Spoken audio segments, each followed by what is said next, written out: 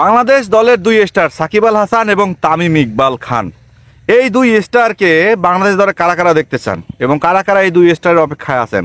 যারা অপেক্ষায় আছেন তাদের অপেক্ষার অবসান হচ্ছে। আপনারা হয়তো মনে করতেছেন ভাই খামখেয়ালি করতেছেন নাকি অন্যান্য নিউজ চ্যানেলের মতো মজা নিতেছেন।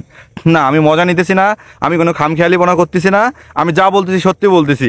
সাকিব আল হাসান এবং তামিম ইকবাল একসাথেই ন্যাশনাল টিমে ব্যাক করতেছে প্রায় অনেক দিন পর সাকিব আল হাসান এবং তামিম ইকবাল খান ন্যাশনাল টিমে আসতেছে। ওয়েস্ট ইন্ডিজ সফরেই এই দুজনকে দেখা যাবে ওডিআই সিরিজে বাংলাদেশ দলের দুই সুপারস্টার তামিম ইকবাল এবং সাকিব আল হাসান একসাথে তারা ন্যাশনাল টিমে ব্যাক করতেছে।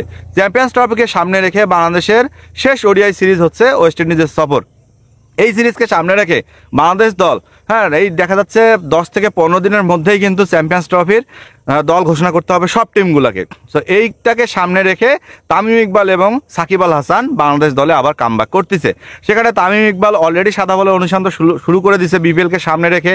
এছাড়াও তামিম ইকবালকে নিয়ে সবচেয়ে বড় সংবাদ হচ্ছে তিনি এনসিএল টি20তে 5টা ম্যাচ খেলবে। এরপরেই তিনি উড়াল দেবে ওয়েস্ট ইন্ডিজ সফরের জন্য।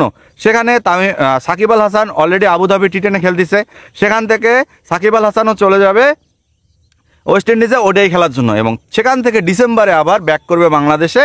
তো সাকিব এবং তামিম দুই ক্রিকেটার আমাদের ন্যাশনাল টিমে আবারও তারা চলে আসতেছে। সো এখানে এটা একটা বিশাল খুশির সংবাদ বাংলাদেশ টিমের জন্য, কারণ বাংলাদেশের যে ওপেনিং পেয়ারে ভাইয়া, যে সকল ব্যাটসম্যানকে ওপেনিংয়ে নেওয়া হচ্ছে এরা পায়ের নিচে মাটি খুঁজে পাচ্ছে না।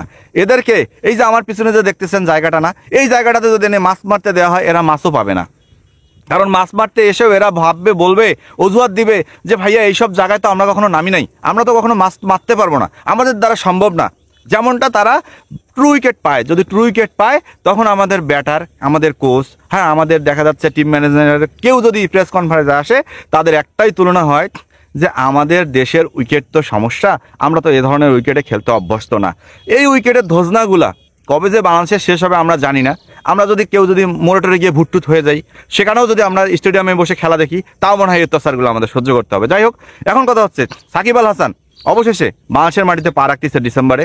তিনি বিপিএল খেলবে, চট্টগ্রামসের হয়েই খেলবে এবং তার গ্রিল সিগন্যাল বিসিবি থেকে এবং সরকার থেকে তাকে দেওয়া হয়ে গেছে। সো এখানে সাকিব আল হাসানকে ঘিরে যে একটা পুরো রহস্য তৈরি হয়েছে যে সাকিব আল হাসান বাংলাদেশে আসবে কিনা, বিপিএল খেলবে কিনা, সাকিব ফ্যানদের মধ্যে যে একটা কষ্ট, এই কষ্টটা শেষ হয়ে যাচ্ছে। তো সেখানে সাকিব আল হাসান আবারও চলে আসতেছে বাংলাদেশে, খেলবে, বাংলাদেশের জার্সিতে ফিরবে। এবং কি আপনারা যদি বাংলা টাইগার্সের ওই অনুষ্ঠানটা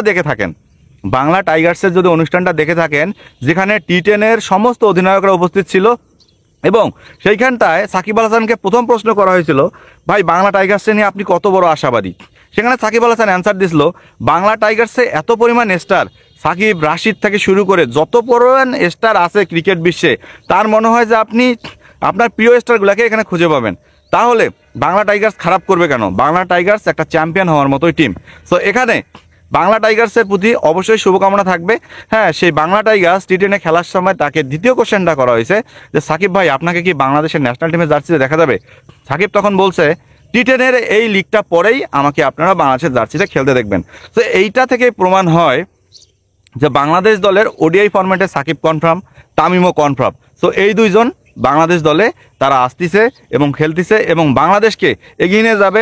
আমি মনে করি সমস্ত সিনিয়র ক্রিকেটারের হাত ধরে বাংলাদেশ দল এবার চ্যাম্পিয়ন্স ট্রফিটা যদি জিতে যায় আমার মনে হয় মন্দ হবে না, কারণ সাকিব, তামিম, মুশফিক, রিয়াদ সবাই কিন্তু চ্যাম্পিয়ন্স ট্রফির পর অবসর নেবে এবং এই প্লেয়ারগুলোকে একটা ট্রফি তো ডিজার্ভই করে তাদের এই 18 বছরের ক্রিকেট ক্যারিয়ারে। সো রান আউটে যারা দেখছেন সাবস্ক্রাইব করতে ভুলবেন না।